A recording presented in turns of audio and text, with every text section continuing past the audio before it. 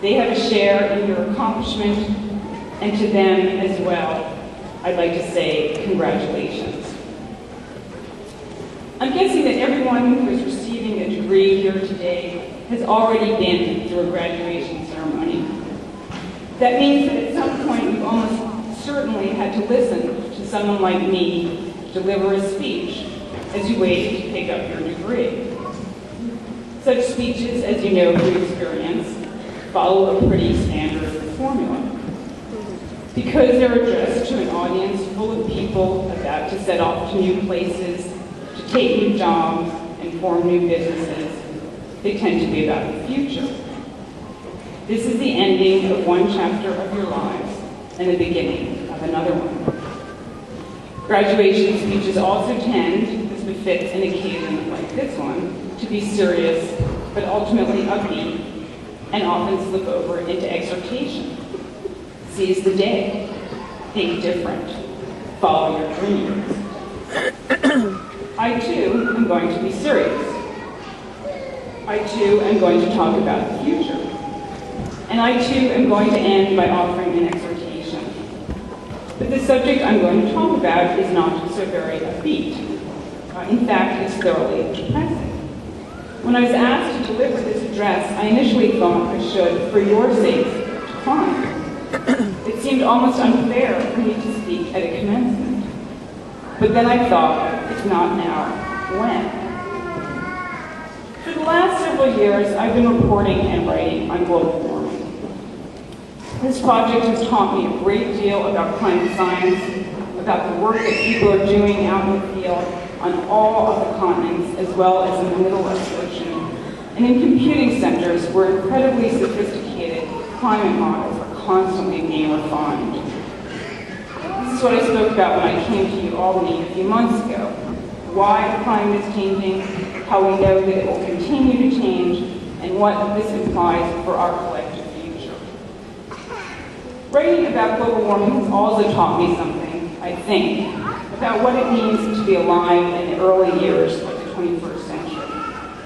And at the risk of stepping out of my role as a journalist, it's these broader lessons that I want to talk to you about this morning. Lesson 1, we are all connected. I mean this not in a metaphysical sense, but in a geophysical one. The kinds of cars we drive, the homes we build and rent, the things we buy, these look like simple, prosaic decisions that concern only us. Do we want that for ourselves? Can we afford that? But it isn't that simple. Through a complicated, but by now well-established set of physical relationships, the way we live here in New York has a planet-wide impact. It helps to determine whether it will rain in equatorial Africa or flood in Bangladesh, and whether children there will go hungry. Conversely, what happens elsewhere, the way people live in Shanghai and New Delhi and Jakarta, increasingly affects us. Although people have argued this point metaphorically for centuries, no man is an island, John Donne wrote in 1624. In a practical sense, it wasn't really true until quite recently. First, we needed to figure out how to exploit fossil fuels. Wood was still the main source of fuel in this country until the 1880s. And then we needed this huge jump in energy use that comes with widespread industrialization, which in some parts of the world, most notably China and India, is just now taking place. Which brings me to my second lesson. Things change.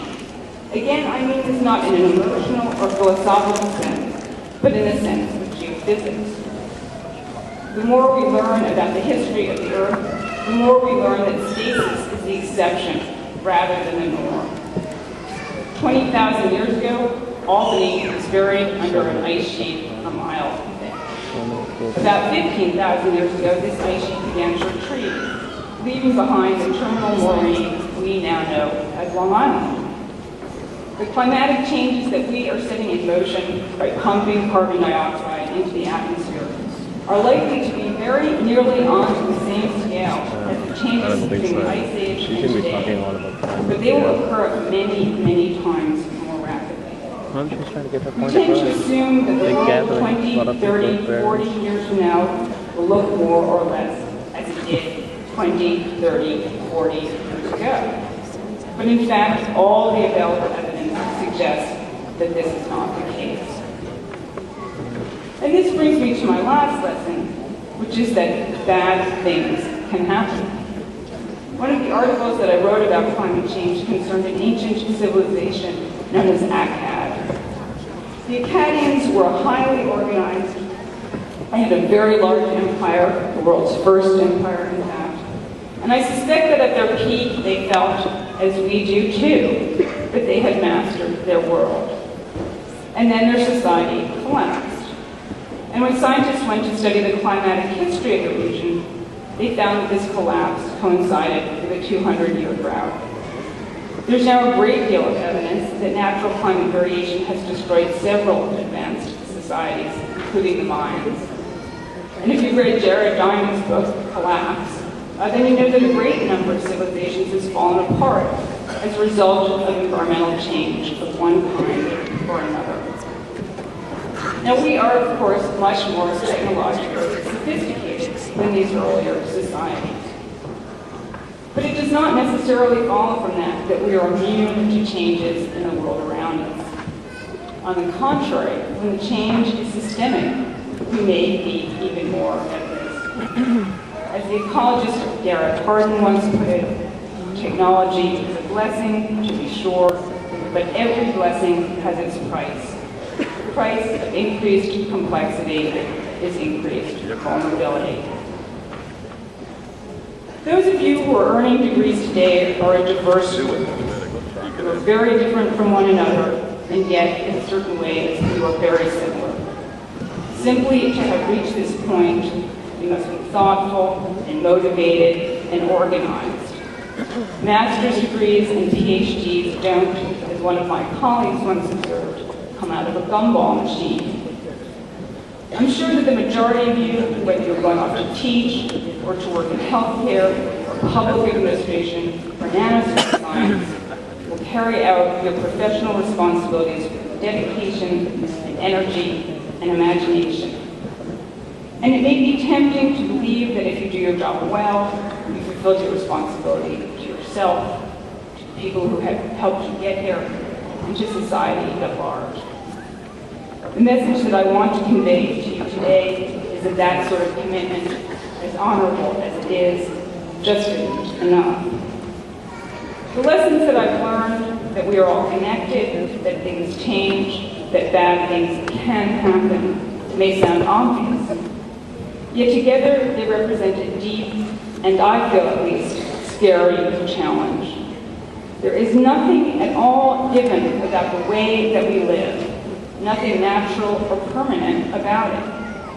And it turns out that the way we live now, and I speak here once again not morally or philosophically or sociologically, but simply scientifically, is not sustainable. And you who are graduating today will be inheriting it. It is not the only thing you are inheriting. The roads that got you here, the system of government that we live under, the institutions that provide your education, these are all gifts from previous generations. The question facing you is, what are you going to do with this inheritance? How do you want to live, and what do you want to leave behind? There is still a chance to avoid the worst effects of climate change. But that will happen only through the concerted effort of all of us, and particularly of people like you who are going on into positions of leadership.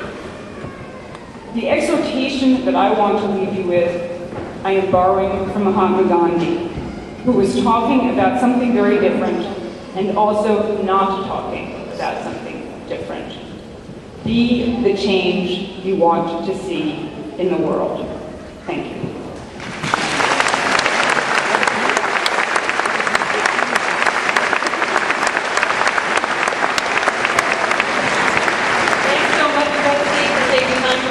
Scheduled to be with us here today. That was wonderful. Each year, the University of Albany honors with the designation of Collins Fellow members